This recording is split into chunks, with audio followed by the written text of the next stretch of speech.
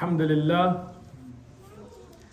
نحمده ونستعينه ونستغفره ونعوذ بالله من شرور أنفسنا ومن سيئات أعمالنا من يهد الله فلا مضل له ومن يضلل فلا هادي له وأشهد أن لا إله إلا الله وحده لا شريك له وأشهد أن محمدا عبده ورسوله. فقال سبحانه وتعالى للصحابة من الأنصار والمهاجرين، فقال سبحانه وتعالى رضي الله عنهم ورضوا عنه. وقال سبحانه وتعالى لقد رضي الله عن المؤمنين إذ يبايعونك تحت الشجرة. وقال بعد ذلك فعلم ما في قلوبهم. Allah subhanahu wa ta'ala tells us in the Quran about the Sahaba radiallahu anhum, those that performed the hijrah and those that gave the nusrah from the Muhajirin and the Ansar, that Allah is pleased with them and they are pleased with Allah. And that Allah subhanahu wa ta'ala repeated that in the Quran about the Sahaba. For example, when Allah subhanahu wa ta'ala says, verily, Allah is pleased with the believers that gave the bay'ah, that gave their allegiance to the Prophet sallallahu alaihi wasallam, to you, and he's addressing to the Prophet sallallahu alaihi wasallam, under the tree. And then Allah subhanahu wa ta'ala continues in that ayah and says that Allah knew what was in their hearts. Imam Ibn Kathir, he explains this ayah by saying that Allah chose those Sahaba to be there and to give that bay'ah because Allah knew what was in their hearts of iman, the belief and the love for Allah and His Messenger. And that's why those that later they came, the people of Nifaq, that were known as Munafiqun in Medina, they were not there at that time. But the great Sahaba that we look up to, that were there. And this bay'ah, many people don't realize this is at the time of Hudaybiyah, when Rasulullah sallallahu alaihi wasallam sent Uthman ibn Affan radiyallahu to represent the Muslims to negotiate on their behalf with the Quraysh. We discussed this in the Seerah Durus, but this is a reminder. Here Rasulullah sallallahu alaihi wasallam found that Uthman ibn Affan radiyallahu was the most qualified and the best to represent the Muslims. And when the rumors came that the Quraysh had killed the Prophet sallallahu alaihi wasallam, killed Uthman ibn Affan, that when he had gone to negotiate, that they had killed him. Rasulullah sallallahu alaihi wasallam took the bay'ah from the Sahaba to fight till death and to revenge the death of Uthman ibn Affan. And in this bay'ah, the Sahaba put their hands at the hand of Rasulullah sallallahu alaihi wasallam. But Rasulullah sallallahu alaihi wasallam himself put his own hand for Uthman ibn Affan radiyallahu anhu. Yani, these are the shining stars of Islam. These are the ones that Allah has already granted His pleasure to. These are the ones given the glad tidings of Jannah. So these are the ones that we look up to. These are the ones that we need to follow in their footsteps. If we look at these ayat, we find a great lesson against those from the Rawafid and others who try to cause fitan, problems within the Muslim Ummah by speaking ill about some of the Sahaba. We see that they go against the Quran itself. And the Quran sets an example for us to know who to follow. The Anbiya, the Siddiqeen. Who was a Siddiq? Abu Bakr as-Siddiq. The Shuhada, like Umar and Uthman and Ali radiallahu anhum. And the Salihin who followed them in righteousness.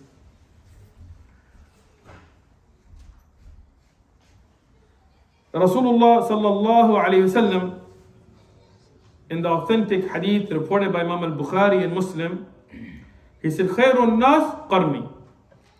The best of people, yani after the Anbiya, is my generation. Who was that? The Sahaba radiallahu anhum. ثم الذين يلونهم ثم الذين يلونهم. Then those who came after them, and then those who came after them. And Rasulullah sallallahu alayhi wasallam said in the hadith that reported by Imam al-Tirmidhi, and he graded to be Hasan Sahih, لا يدخل النار, they will not enter the hellfire أحد مما يباع, يعني those that gave the bay'ah, يعني الصحابة تحت الشجرة. And this is the Sahaba that were mentioned under the tree.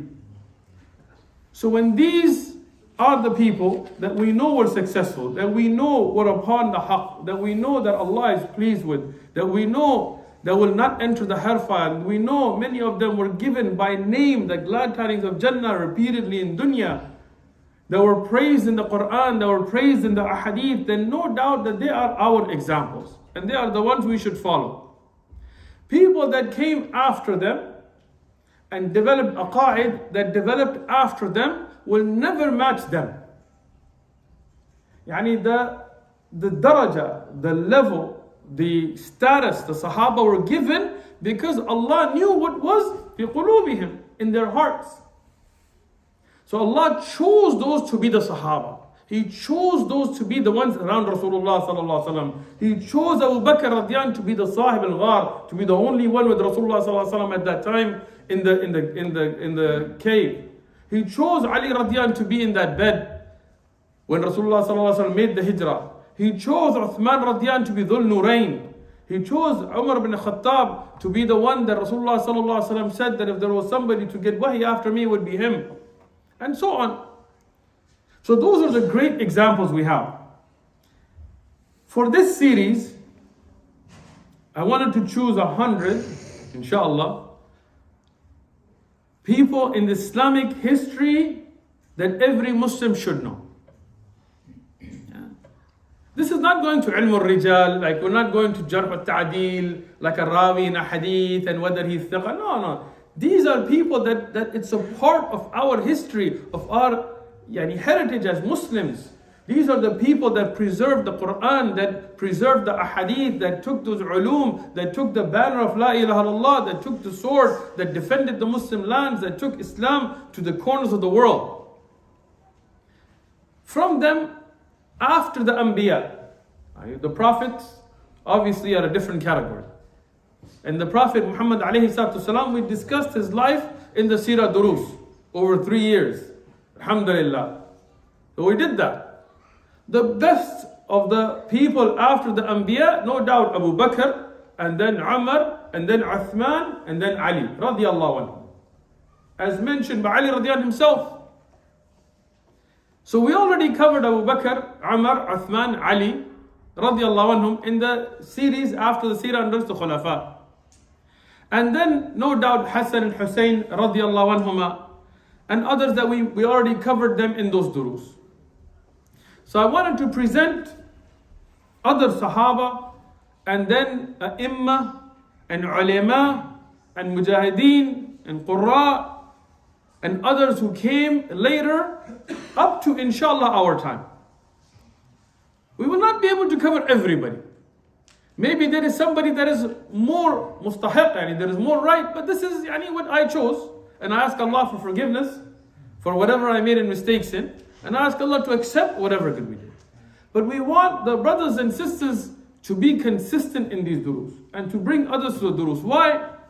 Because these are our Salaf al-Salihin and those who followed them. They are our example, the qudwa, the example that we should follow. And if we don't know them, then how will we follow them?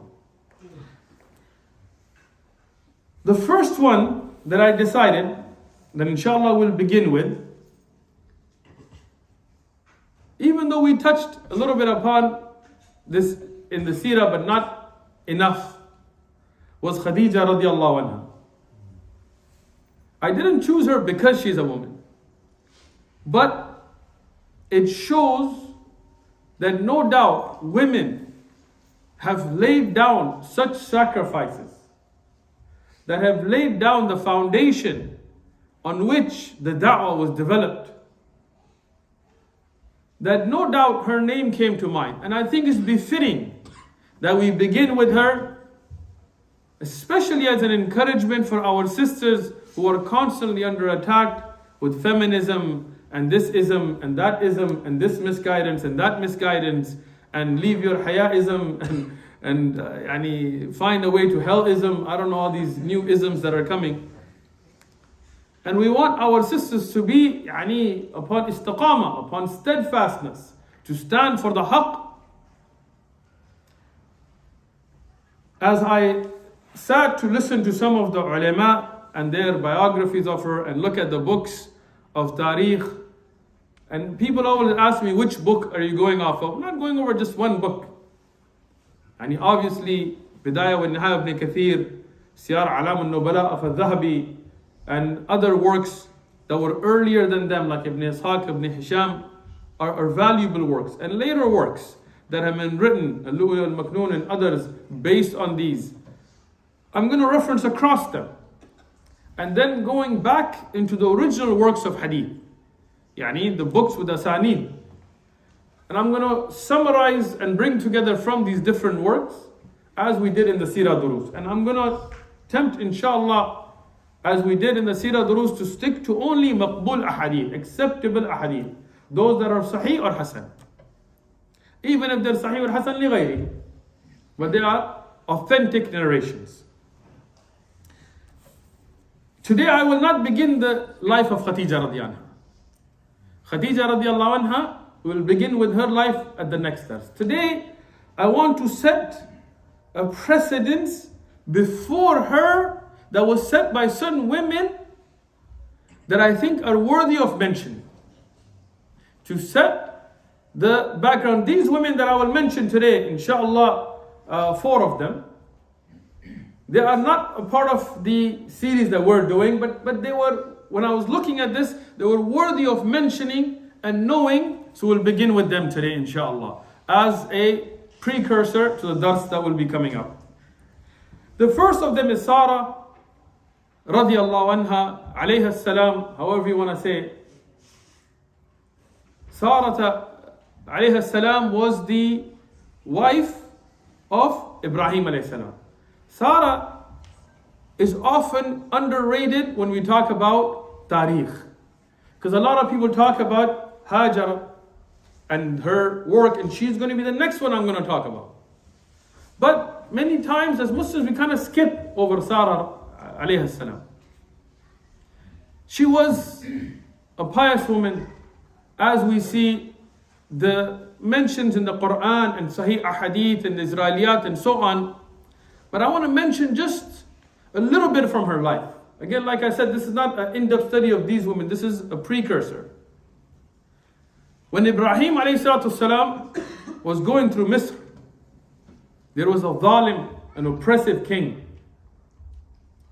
And this king, he had as many ghulam, oppressors, he had some strange ideas. If somebody was to travel through his land, who was not from his land, with their mother or sister or daughter, he let them go. But if somebody was to travel through his land with a wife who was attractive, he would not allow them to pass without forcefully violating her rights. And this is a strange thing. And this is something obviously that Islam would forbid. But when you don't have Islam, then you have these types of oppressions.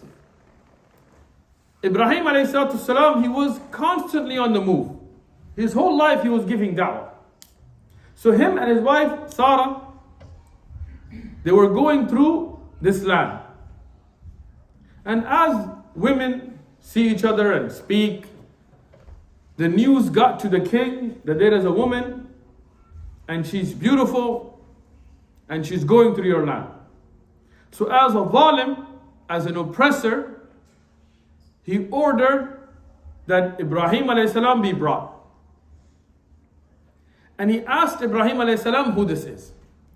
And this is a very practical lesson for us. Ibrahim ﷺ had tawakkul ala Allah. He is a person of tawakkul. Don't get the story twisted. This is at a time, according to the ulama of tariq, that he's already been thrown in the fire. He's already been through the explaining to the people about the sun and the stars and the moon and all of that. He's already been through his own people and breaking the idols, all of that. So he has that strong connection with Allah. But a lot what happens in the lives of the Anbiya is example for us. So sometimes, to give the correct answer is detrimental. Right? And there are times, for example, in war, that you will be allowed to lie. And if you're in war and they're like, where did you put your troops? And you're like, right there. Well, that's not really going to be a good tactic there, right? Muslims are practical. But regularly in life, you're not allowed to lie. Right? But at sometimes you can do tawriya, which is where you will say something that is the truth, but the person listening will take a different meaning from it. And that happens. In time Imam Ahmad, for example, there was a talib, a student who was studying with him, who had friends that were useless. Like there were people who wasted time. And they wanted to distract him from the dars. So they came, but they didn't want to come into the dars was.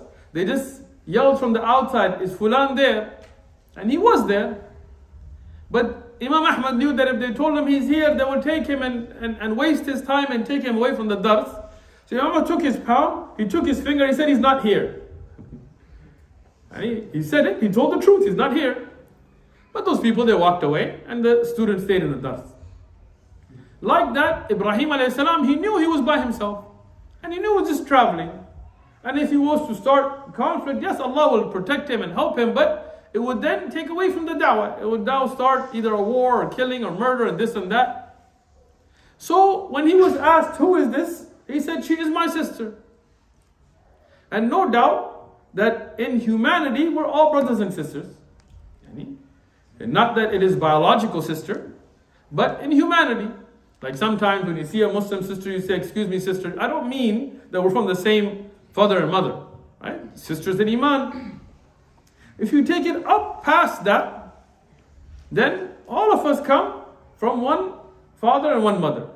Adam alayhi salam and Hawa alayhi salam. So all of mankind in that sense would be brothers and sisters as well. Not that in Iman, right? So there are levels that go. There is biological brother and sister, obviously. Then there's brothers and sisters in Iman. Then there's brothers and sisters in humanity, and so on. So here, Ibrahim alayhi salam, she's my sister. And he told the truth in the sense, in Iman. But this king was a zalim. He was an oppressor. So he still didn't let it go. He asked them to forcefully bring her. Now here, Ibrahim alayhi salam, he has tawakkul. He knows that Allah will protect. And Sarah alayhi salam, she was somebody that was very close to Allah. And this is a part of the story many people don't think about.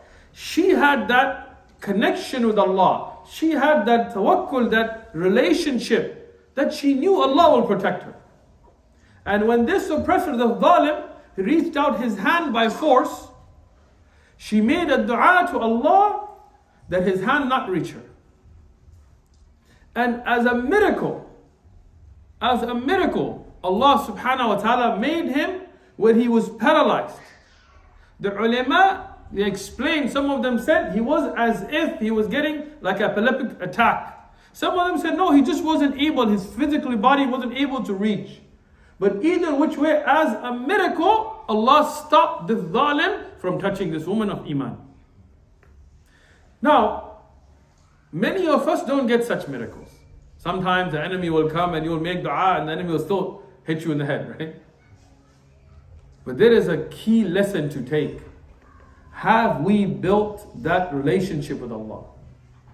Have we woken up at night and prayed when nobody saw us and made that dua and had that ikhlas, that sincerity, and had that standing on the haqq and obedience to the Quran and Sunnah? Have we made a wall between us and everything that Allah made haram?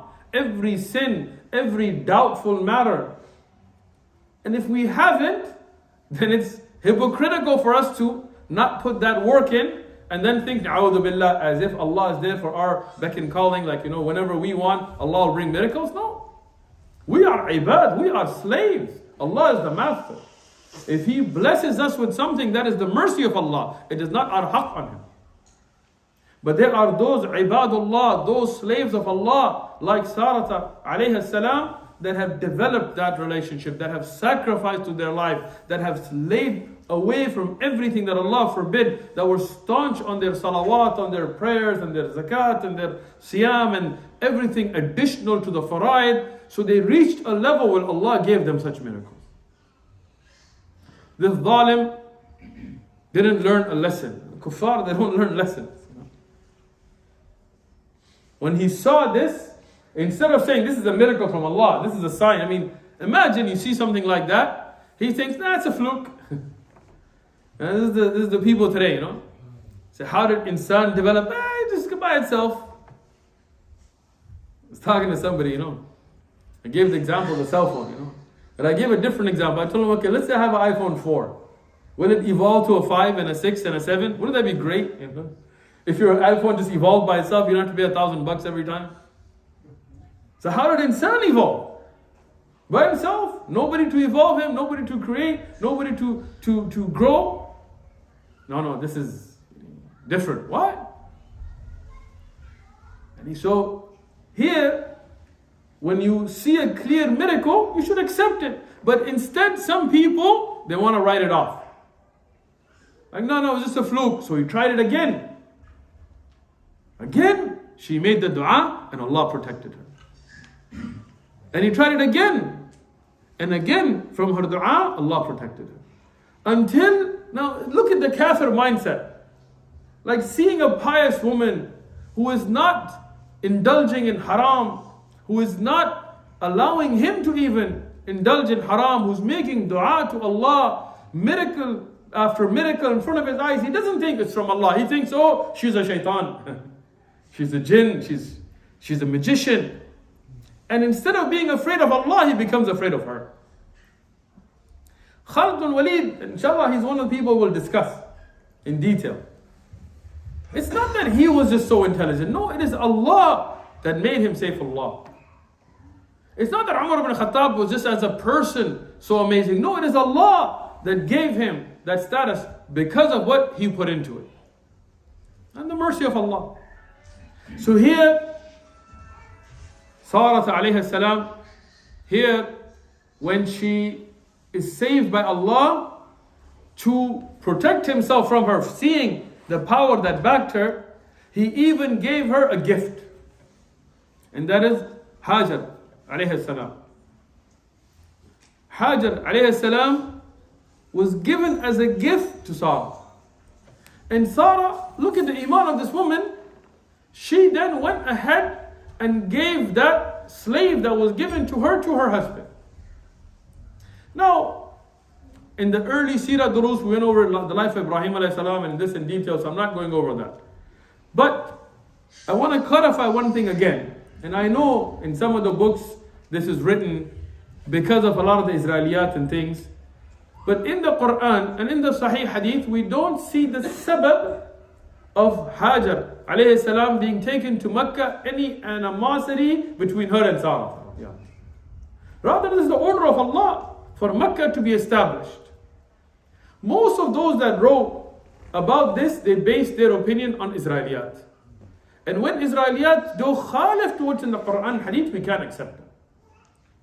What we know from the Hadith that Rasulullah sallallahu alaihi wasallam told us, when Hajar, and this is later, when she asked the reason, and she said, is this an order of Allah? He said, yes. So that means this was an order of Allah, not an issue between two wives. Hajar alayhi salam, she's taken to Mecca. And this is the second of the four that I want to mention today. Now she is somebody that was given originally as a slave. And then yes, at what time, Allahu Alam, but she was married, from what the ulama of Islam have stated, to Ibrahim alayhi salam.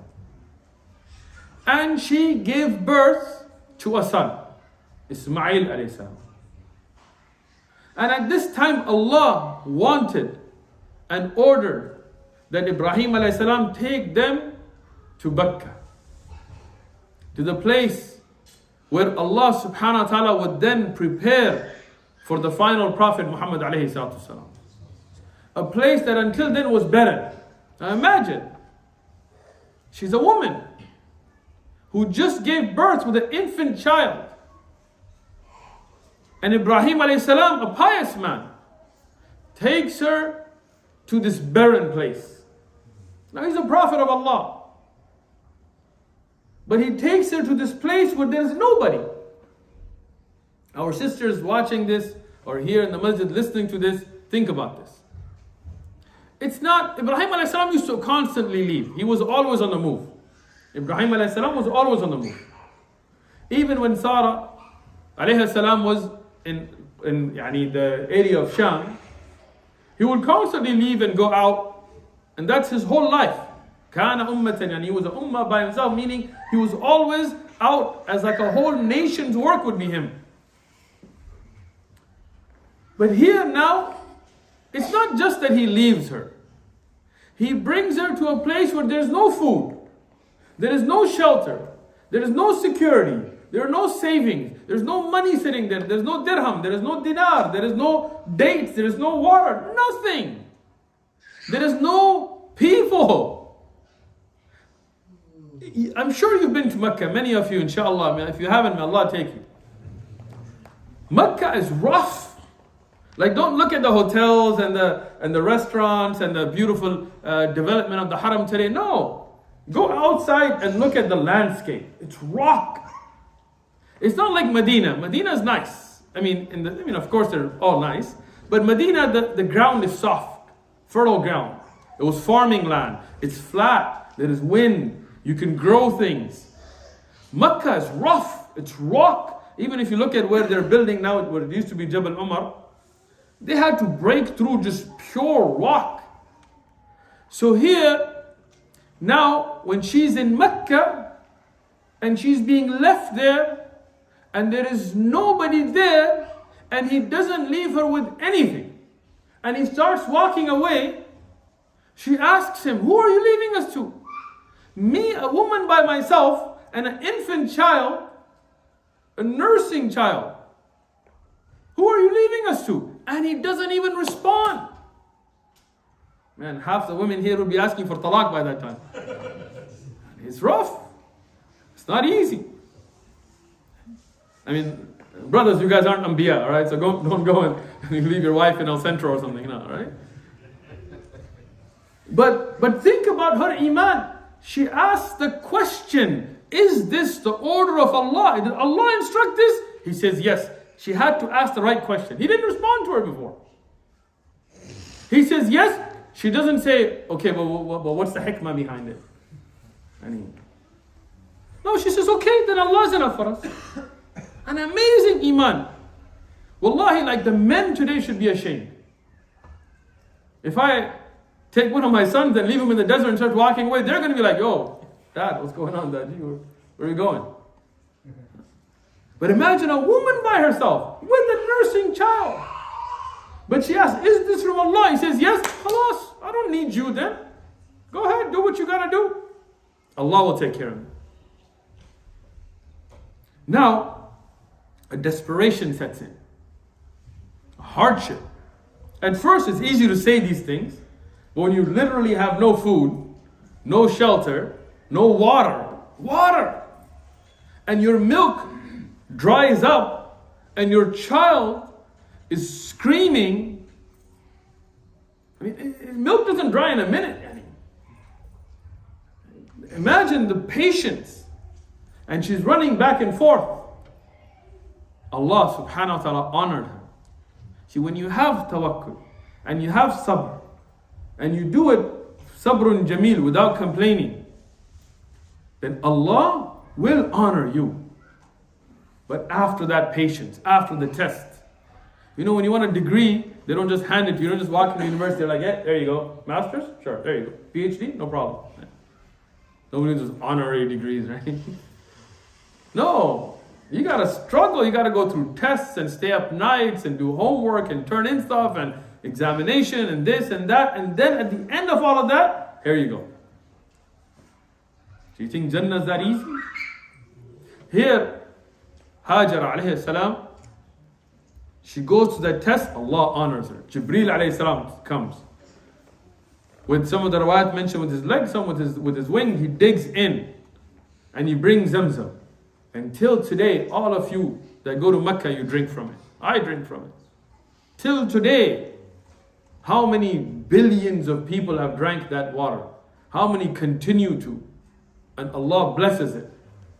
And the fadail of Zamzam are known.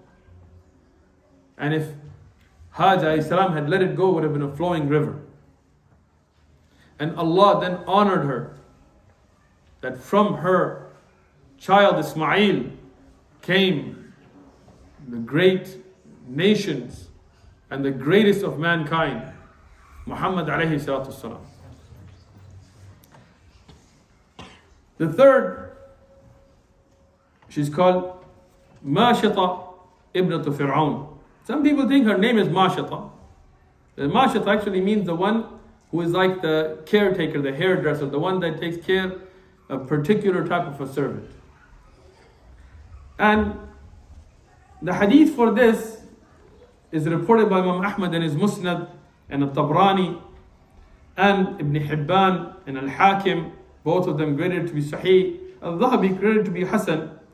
Ibn Kathir said there is nothing wrong with its sanad. Ahmad Shakir and Shuhaib al-Arnout and others, they graded to be Sahih and Hasan. So no doubt to it being authentic. I looked up all of these books to make sure at the authenticity of it. Ibn Abbas radiallahu anhuma, he reports, and it's a long hadith, I'll mention what is relevant. That Rasulullah sallallahu alayhi wasallam and al-Isra wal-Mi'raj, when he was above the samawat, he smelt a fragrance. A fragrance that was so amazing that it's beautified above the samawat by al-Jannah. And he asked Jibril alayhi salam, what is this fragrance? Jibril alayhi salam said, this is the fragrance from the grave, from the qabr of the Mashita of the daughter of Fir'aun. And Jibril alayhi salam, he told the story to Rasulullah sallallahu alaihi wasallam. Rasulullah was not there when this had happened. This hadith is an Jibril. And then Rasulullah sallallahu alaihi wasallam told the Sahaba like Abdullah ibn Abbas, and with the sanad then we have this. Sahih. This woman, she was from Bani Israel, and she was a slave. And she was owned Al Fir'aun, by the family of Fir'aun. And her job was to comb the hair of the daughter of Fir'aun. And at a time when the men from Bani Israel were afraid to speak about Islam. At a time when Fir'aun was such a zalim that he would walk into the houses and these strong buff men would stand there while he would kill their children, or his army would. Imagine somebody takes your son. Wallahi, I don't care which superpower comes into my house to take my kids, I'm going out Rambo style, you know, first blood or whatever. I'm not going to let somebody, I don't care who they are. Gotta die. Right? But imagine an oppression that had put such a fear on Ben Israel that you could walk into their house, take their newborn son and kill him, and they wouldn't do anything. Wouldn't say a peep. Men were that afraid. And this woman, who is a slave, inside the house of Fir'aun, she's combing the hair of the daughter of Fir'aun, she drops her comb. She drops the comb. What does she say? Bismillah. This is the sunnah. To say Bismillah. When something happens, if you slip, as we know from hadith of Rasulullah sallallahu alaihi wasallam as well later, you should say Bismillah. So she says Bismillah. The daughter of Fir'aun says, what? Who's Allah? How dare you call on somebody else in my father's house? Here we worship Fir'aun. He said, Ana Rabbakum A'ala, yani I am your greatest Lord. This is the kind of boastful statements he used to make in his own house. His own slave is saying Bismillah.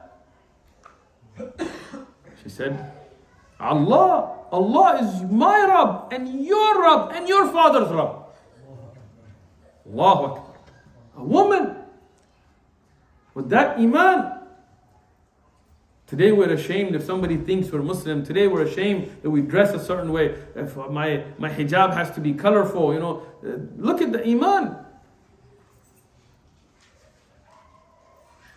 So the daughter of Fir'aun here, she says, I'll tell my father. She said, tell your father.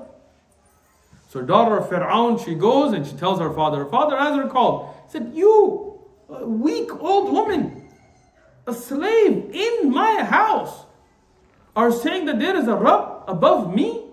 She said, yes. Now imagine the excuses she could have made. Oh no, protection of life. She could have. It wouldn't have been haram for her. But sometimes the iman is so strong that even the mubah, even that which is permissible, does not seem permissible to you. Fir'aun tells her, look, I'll kill you. She said, okay. Imagine somebody comes up to one of us today, how scared we get. Imagine Fir'aun, she has no army, she has nobody to rely on. She said, I'll kill you. It's okay. He said, I'll kill your kids. Wallahi, that's a hard test. The mothers, think about.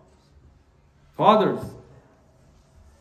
Wallahi, if somebody kills me, that's easier on me than anybody even touching my kids.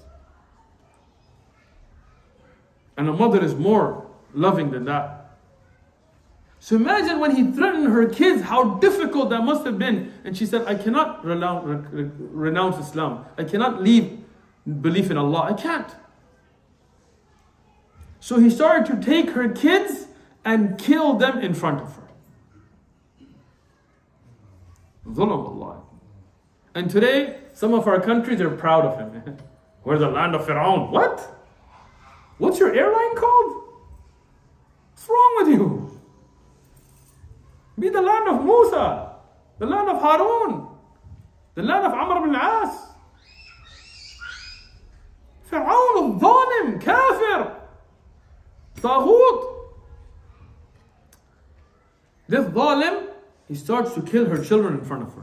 The last of her children is a baby that's breastfeeding. A small young baby, can't speak, can't walk, a little child.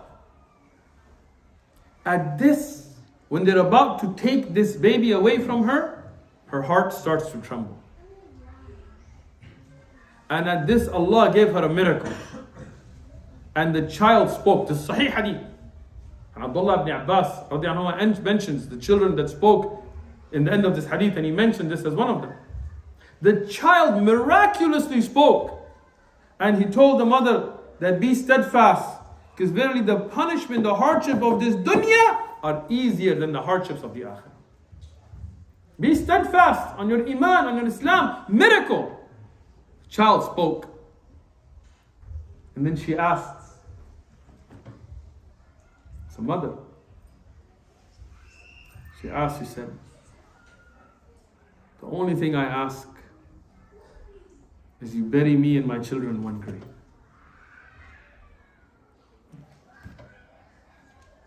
She couldn't bear that separation. That's how much she loved her children. But she loved Iman more.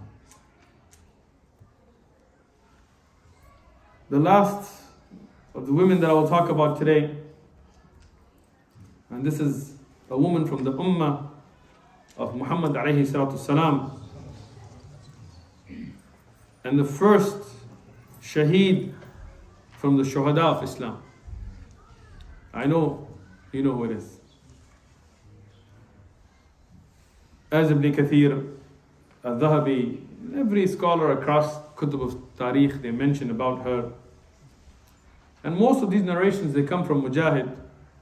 And as Ibn Kathir and others have mentioned, that they are authentic narrations.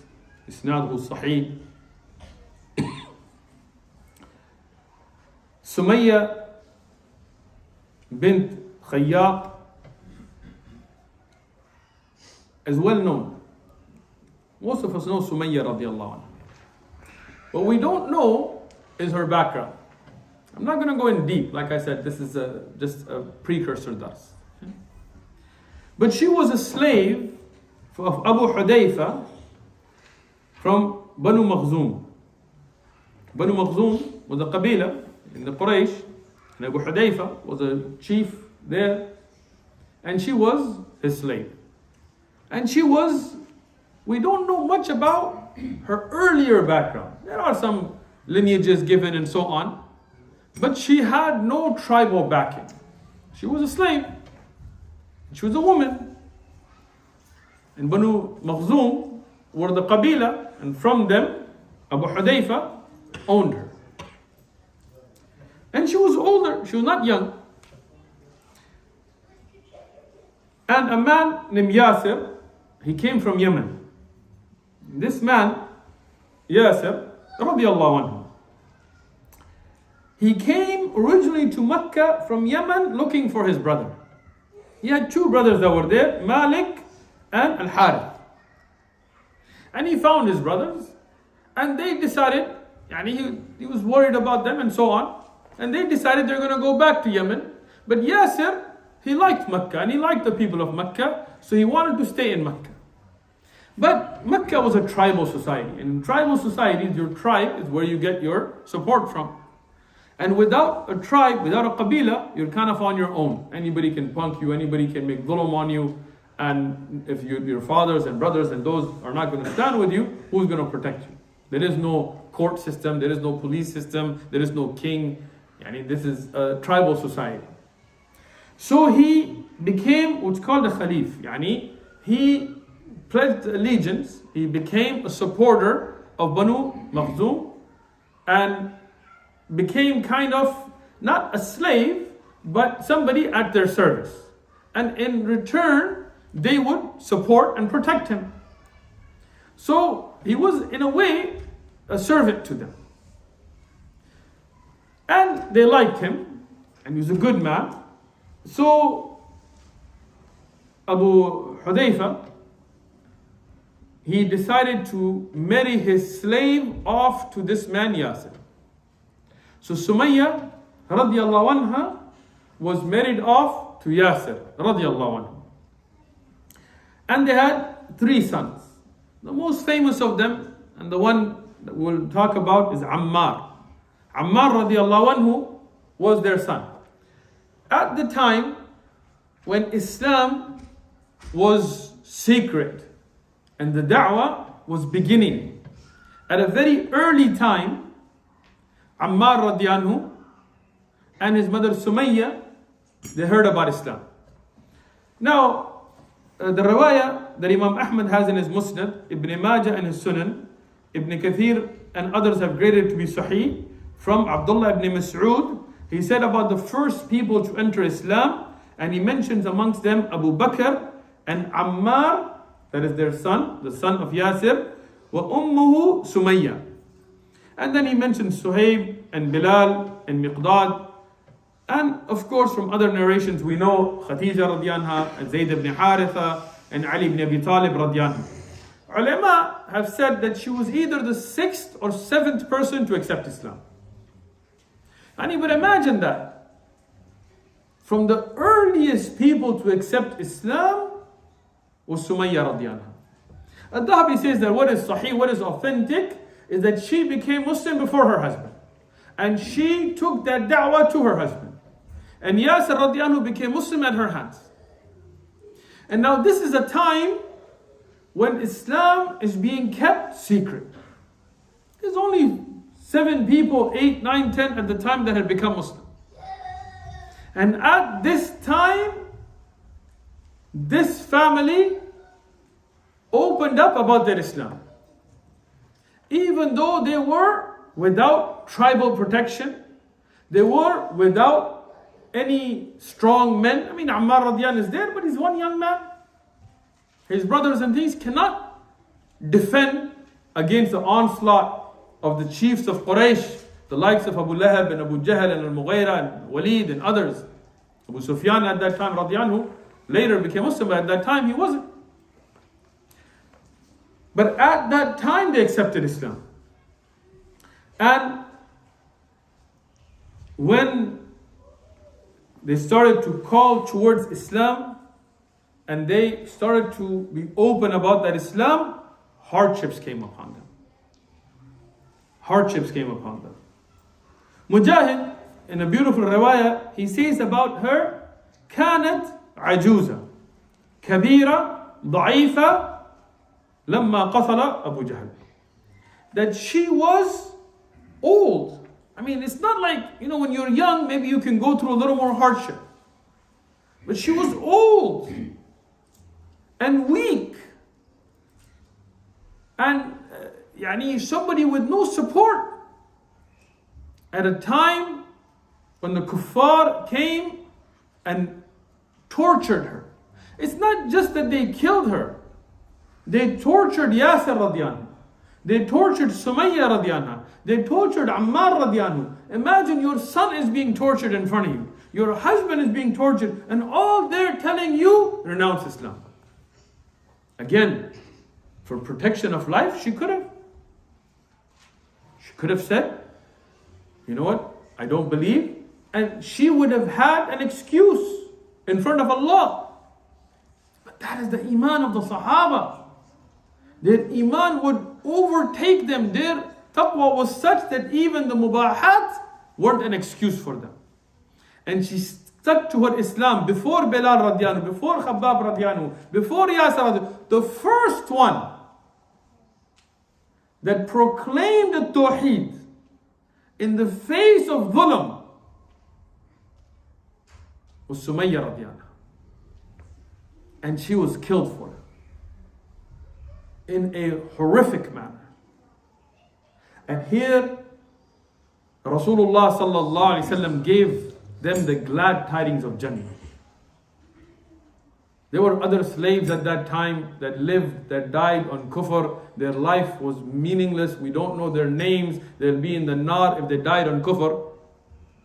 But her iman, her sacrifice brought her to the level that she was the first martyr for Islam. That till today we remember her name, her story. We name our children after her. Till today we recognize that the first shaheed for Islam was this woman.